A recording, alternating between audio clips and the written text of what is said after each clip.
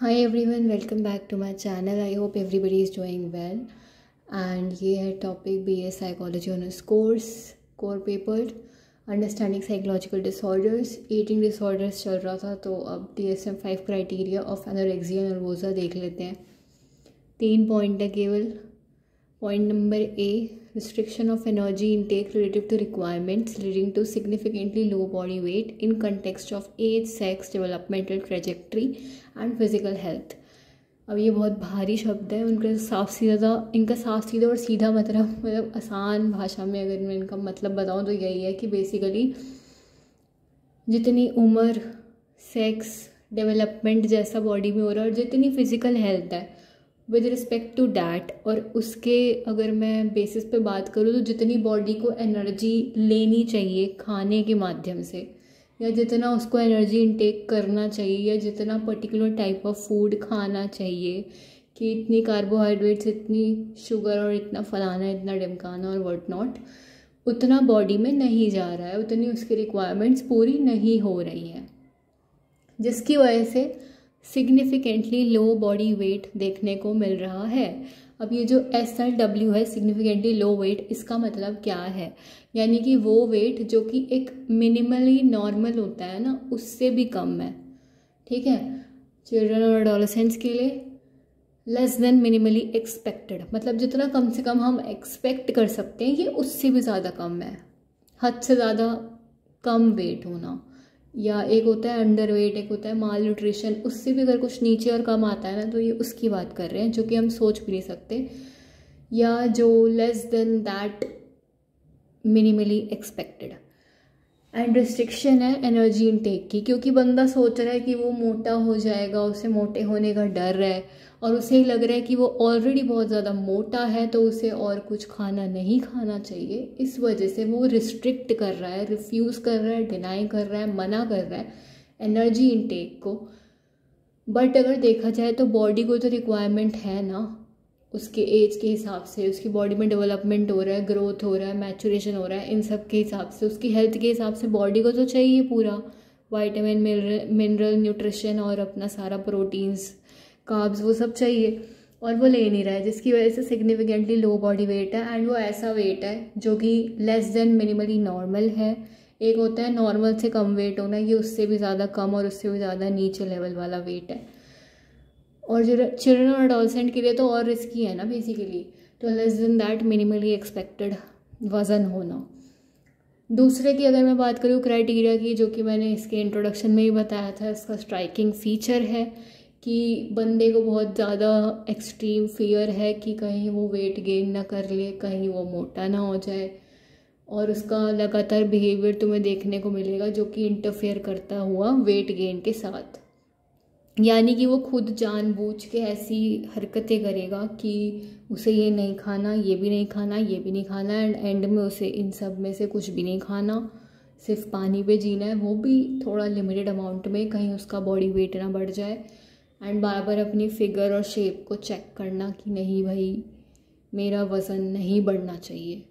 या वज़न चेक कर लेना, वो भी आ ही जाएगा ना इसके अंदर, जब बंदे को डर है कि उसका वेट बढ़ना ही नहीं चाहिए, इतना ही रहना चाहिए, उसे मोटा नहीं होना है करके, even though at a significantly low weight. And वैसे तो उसकी बॉडी में जितना वेट होना चाहिए उससे कम से भी ज़्यादा बहुत कम वेट है, हद से ज़्यादा कम, बट फिर भी वो ये चीज़ कर रहा है, तो ये एबनॉर्मल है, क्योंकि ही और she is somewhere like feeling the weakness या अपने शरीर में कमज़ोरी, बट फिर भी वो ये चीज़ कर रहा है। और यहाँ पे वो चीज़ बिल्कुल नहीं आएगी कि तुमने गुस्से में खाना नहीं खाया या अपने 2-4 मील स्किप कर दी, या तुम मेरी तरह हो कि तुम्हारा स्लीपिंग शेड्यूल बहुत घटिया है, ठीक है सॉरी, तुम्हारा स्लीपिंग शेड्यूल बहुत गंदा है और सोने उठने का कोई टाइम नहीं है, तो उस बेसिस पे तुम अपने रोज़ ब्रेकफास्ट और लंच वाला मील मिस कर रहे हो और दिन में एक टाइम खा रहे हो, इसमें वो चीज़ नहीं आएगी। उस चीज़ को लेकर हम अवेयर हैं। अगर हम खाना नहीं खा रहे तो ऑफ कोर्स हम कुछ ना कुछ ऊट पटांग खा रहे हैं अपना पेट भरने के लिए, बट इस केस में ऐसा नहीं है।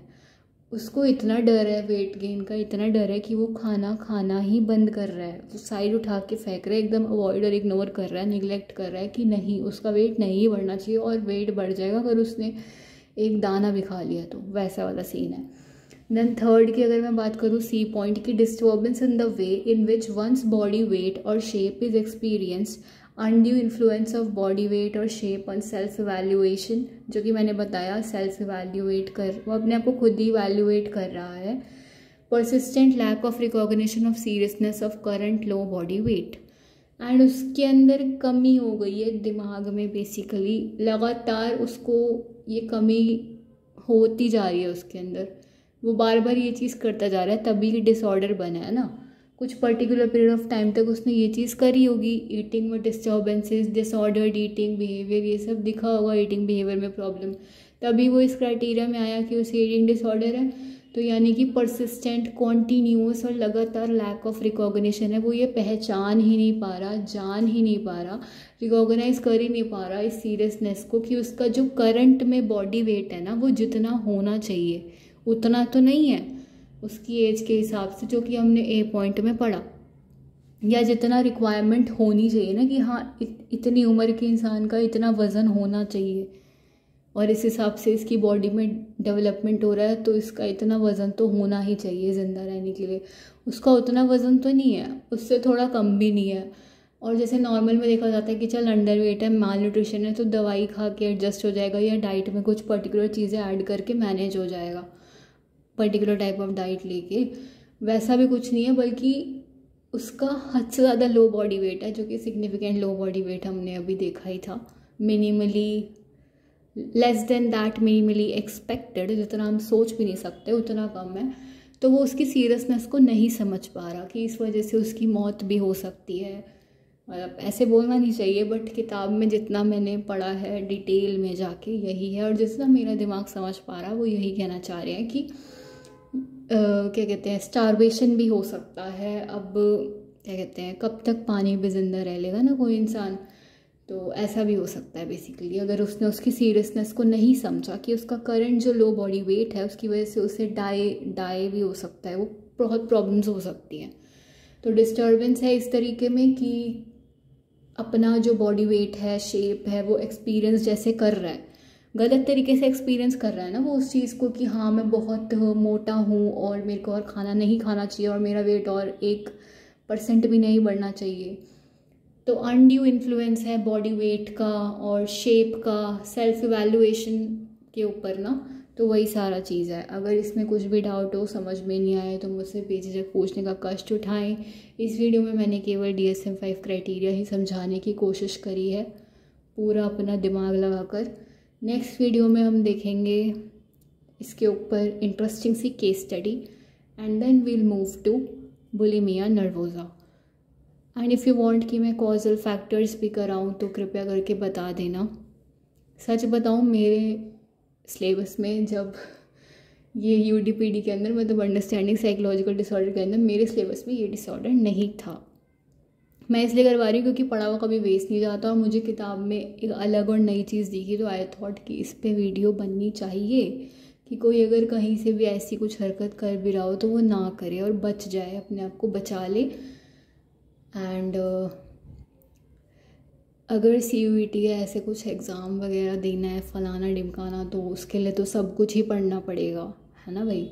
तो इसलिए भी मैंने करा दिया, एंड हो भी सकता है कि कुछ कुछ लोगों को पढ़ना पड़ेगा उनके सिलेबस में हो, इस वजह से भी I will cover that disorder अच्छे से। एंड मेरे को तो बड़ा इंटरेस्टिंग लग रहा है भाई ये।